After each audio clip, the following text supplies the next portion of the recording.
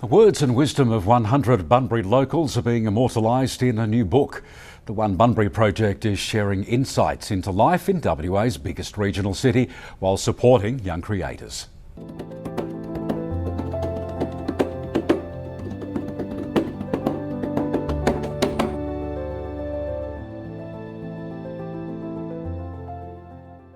That's a very big question in my mind. Why me?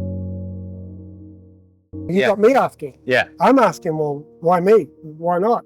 Now, some of you know me, I can speak and have confidence, but in front of this, man, I'm nervous. I was nervous, to be honest. It's the first time I actually wrote notes on my phone, and I didn't have a chance to refer to it. But yeah, it was an interesting experience. Think of, do you have something that someone could be inspired from? A story of wisdom. Share that what was passed on to you. Share that what you have created based on your life experience. You don't have to be a top, celebrity to share something like, really inspiring. Through your life journey, through your challenges, something in your head whispers and gives you strength. I'm after that.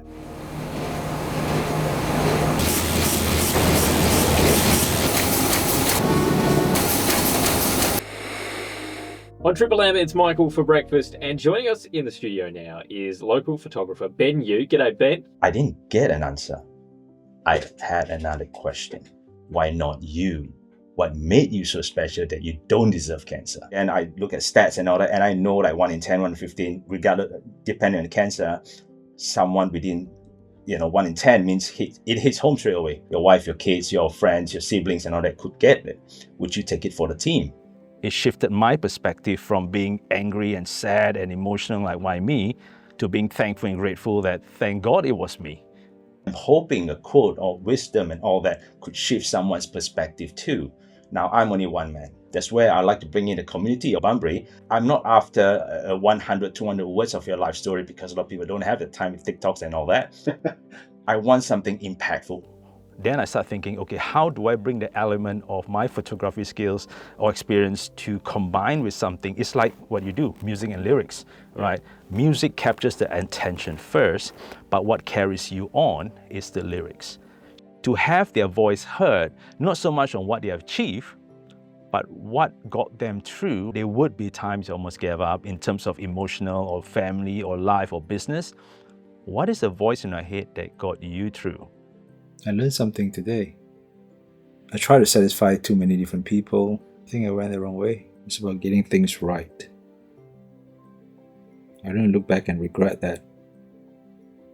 I compromised too much because I need to get this done. And I think I'm ready. I'm ready.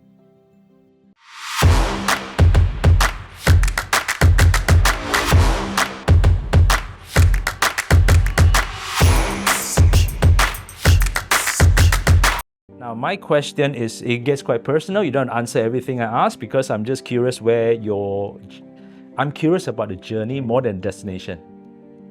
So my point of view, the book is not meant to be read on every pages. It's meant to open a certain page that speaks to you. Hopefully you think that is a sign. If that does, I know, go flip to page 97. There's 100 quotes there. Pick one. What if Bunbury have a collective voice that truly inspires and empowers? How many of us have been inspired and touched by a powerful quote or message that we came across or was passed down from parents, grandparents? And what's hardest for me is to have a photo shoot with nothing. Same backdrop because everyone's equal. You're not in front of a Lamborghini or whatever things you have. Everyone's the same. Everyone gets the same shot. The only difference is the portrait must complement the message. So the point is to make everyone on the same level and share your story. We went to a dark phase sometimes because you overthink of things that can't change, the past and all that. So I keep myself busy by taking bigger challenges. I take challenges, so I got no time to think about. I think this is the word I came to know when I was podcasting and all that.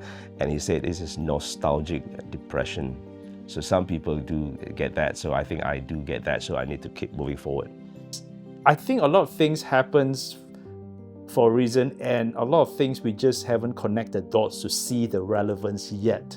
Quote that I thought was most applicable to you because I've heard you say it a number of times, and I really like it. I don't know what I don't know. And I think that just highlights you perfectly, because you have this extreme acceptance that you're not the professional in the room until you are. Yes. And even when you are, you still have this space to learn. Yeah.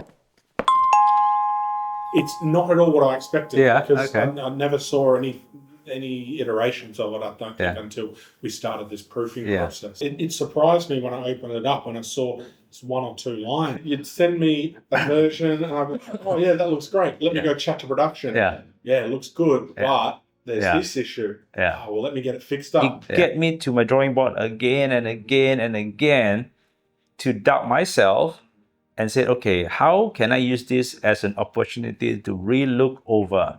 So each time you reject and I improve something. Each time you reject, I improve something. Until I'm like, I don't know what else I can do. What you say you can't do is a challenge for me to try to make it work. And I look through this, 100 of them, perfect. Then I spot 2 mistakes. Like, wait, what else have I missed? Yeah. Then you go through the needle and the haystack, looking is there one thing, and then you realize it's perfect or close to perfect. You still got no trust anymore because you can't believe you missed that.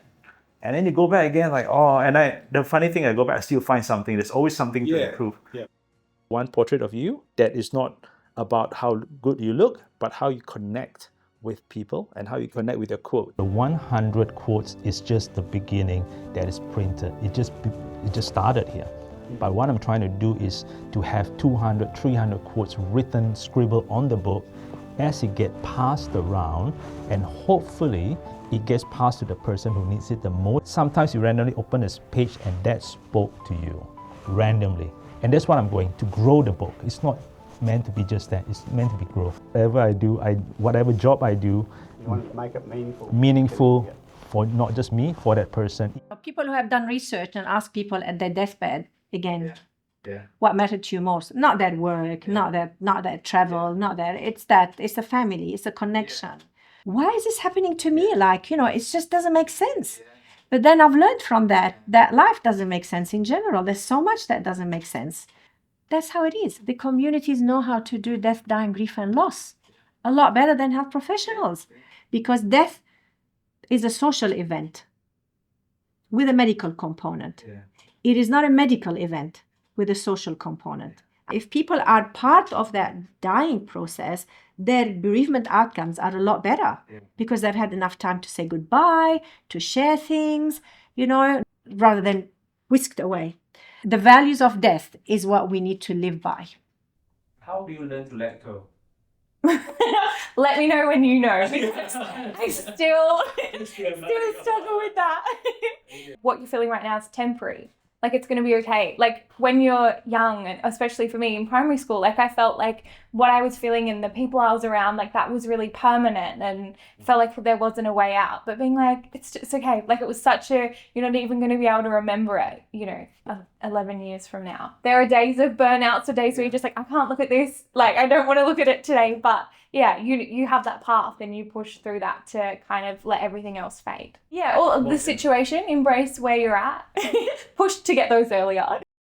I spent a year just walking on the beach every day. I lost so much weight. I was crying every day. I couldn't stop crying. And I was in such a bad place.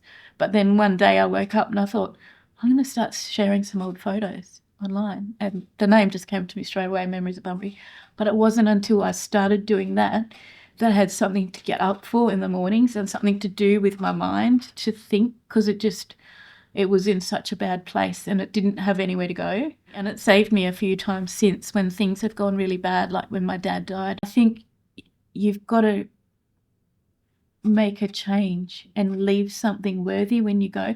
And for me, if it is all these photos and the history and everything, I'd be quite proud to leave that when I go, because like you said earlier, otherwise, what have you been here for? You have 2 feet and a heartbeat like anybody else. They cut you, you bleed red blood like anybody else.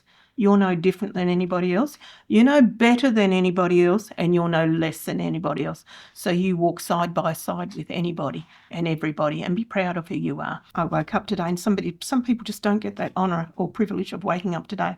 I woke up today. Today's going to be a good day. He taught me about why do you hug sideways and not the front, because it's too hard. And I remember one time I went to a party and someone said I was the ugliest person he's ever seen, and that really at 19 that hit hard. But to overcome those sort of things, I could have went the other way, went back into myself then, and I thought I'll change my perspective. And he probably didn't mean it. People say hurtful things, maybe what they're going through. So that was a big one too, that I've learnt that you need a thick skin in this world. And we've all had our down times, and we all go for the darkness a bit, but I come to believe there's always positives in life. You just gotta look for them, and just find a purpose. People would stare. And I know looking back now, I don't think they meant anything by it. They were more a bit different. But as a kid, it was always a bit unnerving, but I just learned to just deal with it. You can find inspiration everywhere in this world if you're prepared to search for it. I have found the best place to start looking is within yourself. You gotta walk with them. You can't walk in their shoes with them, but you can walk alongside them and lead them in the right direction through that journey of grief. Write down how you feel, and you will find that eventually the pain goes away, but not completely, because it's changed. But I think grief shared is grief diminished. All good decisions are just based on common sense. Think through it first before you act, and make that decision. I was 17, I was drunk, and I don't remember a thing. I just remember waking up in hospital and thinking, how am I going to get around? What can I do about it? When they took me off that, the pain was crazy. The pain was so bad that I didn't even have time to think about what am I going to do. They were trying to just give me stuff, and then one day I just said, no more. I want to be able to think myself. There was people in the same room with me being poor me. I thought, I'm not being like that. At the start, I was like, I don't want to be seen. But then I thought, what is it really going to matter? At the end of the day, what someone else thinks of me. He's got no legs. The amount of kids that have said that. And like they don't notice both, that I've got a missing arm and legs. They'll only notice that I've either got missing leg or missing arm, not both. Don't drink and be near train tracks. Where there's a will, there's a way. That's my motto. It's not an answer that we like to give. You know, people talk about how much time they've got left because it depends on your mindset. It actually depends on the person. And if the person has a negative mindset, they're going to go quicker. If they've got a positive mindset, they will last. They will outlive anything that anyone might ever guess. So I will never put a figure on it. And even every moment of the time they have left is different because they're positive and they're smiling and they make the most of it. So people that have got a positive mindset will make the most of anything. You know, your why not me was actually you found a silver lining that, oh, hey, this was much better than the kids getting it or anything else. But if you're the type of person that can find that silver lining and use that as your hope to move forward, you will do better. There's two important things to life: birth, the day you're born, and the day you die. But it's what you left in between, that legacy. That's the important thing, brother. It's not dots, it's not X-ray art, but you know that story is saltwater because of the story I've told you about living here. Wherever you are, there you are. Scary. I was only young, 22. I was tricked to come here because when I arrived at the airport, he had abandoned me. I was actually being trafficked to work. Passport taken away, money gone. Oh, wow. I was at their mercy. I wanted to go home, but my family wouldn't have me. They said, no, you're out. You bring shame. I had to find my way. I believe that the people who have come to help me, this would be my way of carrying forth what was done for me. Let me do it for other people. Because I knew what it was like to have nobody reaching out. If I didn't have these experiences, I would not have thought about social work. I can't save the whole world, one person at a time. I wasn't accepted by my Aboriginal community, and I wasn't really accepted by the white community because of the fairness. Yeah. We had to leave our Aboriginality, history, lifestyle, culture, however you want to label that. We had to leave that on the back burner, but we lived it. Yeah. We still lived it. All I've said to, have you thought about what the other person might be going through? What sort of home life have they got? It may not be the case, but it diffuses the stress. You were challenged with that. I think we're all put here and given challenges to test our strength. I remember every single fatal crash I've been to. I remember every single suicide. I remember every single sudden death I've been to. I remember every single knock I've done on the door to tell someone at 2 o'clock in the morning their son or daughter or wife or husband aren't going to come back today. I remember that as clear as a bell. Went through one period where we lost 7 people in 10 months down at Dunsborough, and I, you know, crystal clear in my mind is seeing the sudden death of my little daughter, her 9-year-old friend, and I am the coming back, and my wife and I really talking about, do we tell her tonight or do we let her go to school tomorrow? And then we let her she went to school the next day where they announced it in front of everyone, and we were there. All the parents got asked to stay around, and as soon as I said it, she looked around and stared at me, and it was really sad that Dad didn't tell her before she went to school, and Dad knew, and Dad went there and things like that. So, and these moments, I just started to get a little bit emotional then. That's the pressure and the stress that comes with the job, and that's what all our police deal with. Having said all that, I would not change a single thing. The 3 words. Courage.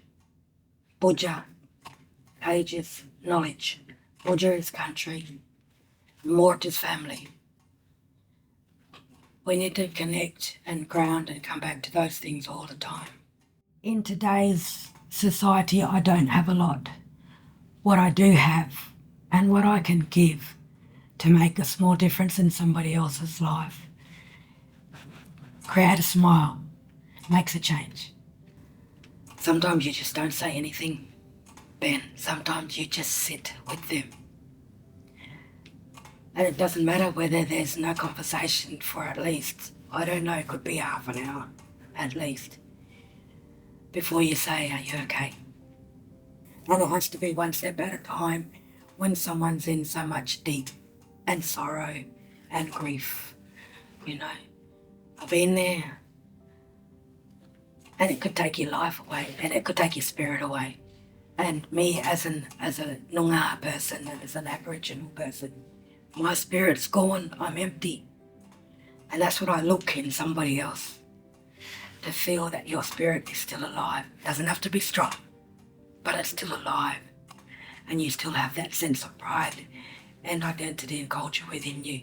And then we can harness that to bring you back to yourself. If you worry all night, you can't do anything the next morning. 3 of us could read the same affirmation, but you take out of it what you want to take out of it. And it's the same with the quote. Because like Dad might have quotes from his, say, to do with his Olympic, career or a business career, but you wanted to pick one that was relatable for anybody that was to read But it. like that quote that you actually chose for Dad, absolutely nailed Dad's way of thinking. When the cyclone was going through Bunbury, Dad came home from work and he sat down, and we were in this little wooden house, and every time the wind would blow, the carpet would lift up the tables, and he went to the fridge and he got all this food out, and he's sitting there. My grandmother, my mum's mum, would go, "What are you doing? How can you eat at a time like this?" And he's going, "Well, if we're going to die, at least I'll die with a full stomach. Like, why am I worrying about what's going to happen with the thing?" And he's trying to eat his dinner, and he had a card table that kept lifting up, and he'd just sit there and he'd be going up and down, and he's like, not a care in the world. She woke him up like 3 a.m. because she was worried about it and she couldn't sleep, and he was annoyed that she woke him up to say this. He said, "Well, look at it this way, if in the morning, if I'm still alive, then I'll deal with it then. At least I've had a good night's sleep. And if I've died, then it's your problem. I don't have to worry about it. I'm not losing any sleep over it. Father Evan dropped everything. He and literally just dropped everything, drove down, gave Dad the Holy Communion, read him, you know, and the change in my dad, whether or not there was this, I can go now. It was like he was at peace, that he's, yeah. And everyone has said the same thing. Like, no one has captured Dad in the way that you've captured his essence of who he was, and cheekiness in that one photo. And we use that at the funeral, and it's ended up being such a beautiful tribute. My why is the message that changed my life. Just that one verse, one message, man, that changes perspective. If everyone carries something with them, that's what I'm after. That's my goal.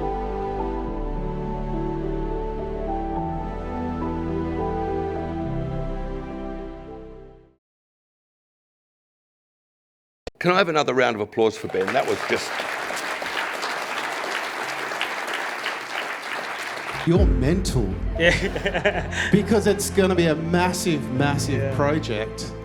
And then I told that project to Cliff and he's like, is this guy insane? But then I think when he met you and the energy and passion that you had for this project for our town, and then Cliff's like, yeah, I'm on board. It's an amazing project and terrific for Bunbury. And one of the things that Ben wants to do is not so much project Bunbury, that of course, but the people. And it's the people that make up the city. The funny thing I think about with Ben's situation through this, when he spoke to us in March and we said, oh, when do we see this coming to fruition? He said, oh, it should only take a few months. So that was 18 months ago now, and I think he'd already been at it for 18 months prior to that. Those who have obviously met Ben and probably had the conversation with him know his story to where he got to, which is an incredible story. I think we should hear from the man himself. Would you please give a great big round of applause to Mr. Ben Yu? First of all, thank you so much for being here today. That book is meant to move. That book is not complete. That book needs to complete with all your help to put in your quote in that book and pass it on. So this is what the book is all about. It's not something, oh, I like it, you can keep it, yeah, for sure. But the idea is to share the book and your words from the book, because I can only feature 100, thousands and thousands of people out there still with amazing stories that I could not share, because if not, the book looks like this thick. So, but you can scribble on the book anywhere. When you see the book get passed around later, please share your wisdom and pass it on.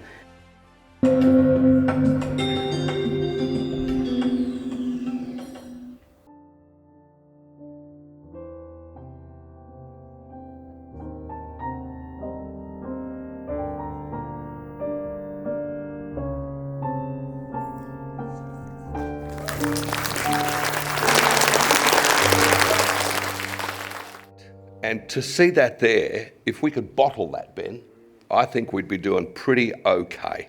And I feel that a masterful storyteller brings out that authenticity. So, yeah, congratulations to you all to be part of that and share the love of that book. I'm emotional. Hey, congratulations. Yeah, hey! As I've said, he just rattled on, and it just got a toothpick and a corkscrew and whatever, and just winkled. Thanks for sharing your feedback. I appreciate it. You're one amazing guy. That's all I'll say. Thank you. Yep, absolutely. And just a quick note, my intention was not to make anyone cry. That wasn't the intention. Put your hands up if he cried in his interview. And I've been interviewed a lot of times, and usually I have a very specific story to tell. And so I got really very uncomfortable with Ben, because he started asking questions that I wasn't prepared for, and it forced me to be raw and real and very much in the moment. And There were tears. And Ben was like, well, you know, we could go with a few quotes. And I was like, what? How did you get that out of it? And I tried to control it. I tried to control him because that's what I do. And it didn't work because eventually I realized that no, he saw something. So I let him go with it. So I don't know what my quote is, but I'll know soon.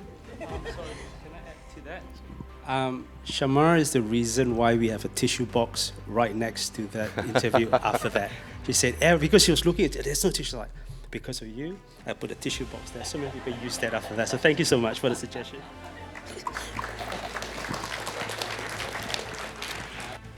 Yeah. I think Ben has done something with all of us that no one else can really do. And he's tapped into certain things that we want to push away.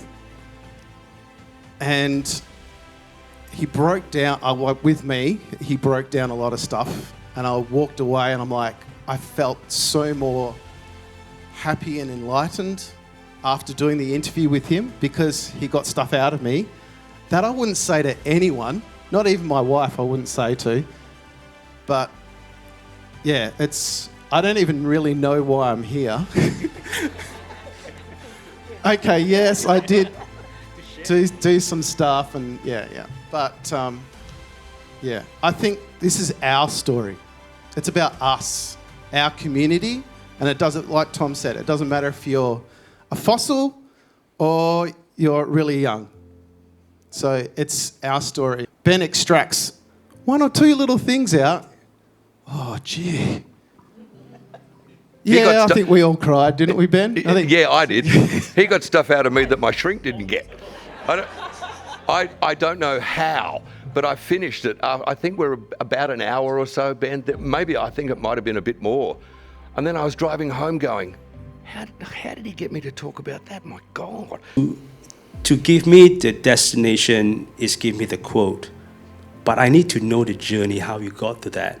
If you don't have that journey, people will struggle to connect with the quote. So they need to know where you came from. And the more they share, the more most guys here shared, I don't know, it just moves it moves your heart to feel that you remember their story, sometimes even better than a quote sometimes, because of, it's such an inspiring story. And to my surprise, there's a lot of amazing stories out there, but there are some stories that really inspired me, other people who done things that no one knows. They fly on the radar and just do things. And I'm so glad I managed to feature people who are known and people who are not known as well. You start there and you can go, oh, I don't like that, I didn't like that, I didn't like that. But if you don't have that, then you don't get to here. That's, everything, the good stuff, the bad stuff, everything that's happened gets us to where we are tonight, here. And even this is going to be a story that is going to be told. People will talk about this, the book launch, and they'll see the book. So I think what you've done is really quite remarkable. Before we all come in here tonight, and you said how nervous you were standing up there, how do you feel now? Right now, at this moment, how do you feel? The same, still nervous. Really? Can't wait to get this over with. Yeah. We're going to try and make you cry sooner or later. Because I'll tell you, after I left my interview with you, Rick and I walked down the street and we stopped in the part, the part right near the library after we talked to you. And I just said to Rick, that was such a bloody honour to meet you. The honour was mine that day. It was an absolute honour to meet you. So to watch this short film, knowing how many hours and how much love, the honour is ours. It's ours tonight. It's absolutely ours, and I feel very, very proud to say that I have met you. Yes, absolutely. Thank you. You're going to make me cry. There's no tissues here. Where's the tissue box? Shamara, yes, where's your tissue box, Shamara? And just the sheer amount of hours that have gone in, knowing that to a large degree he's done this solo. So, brother, thank you, man. That's amazing. Thank you. Yep.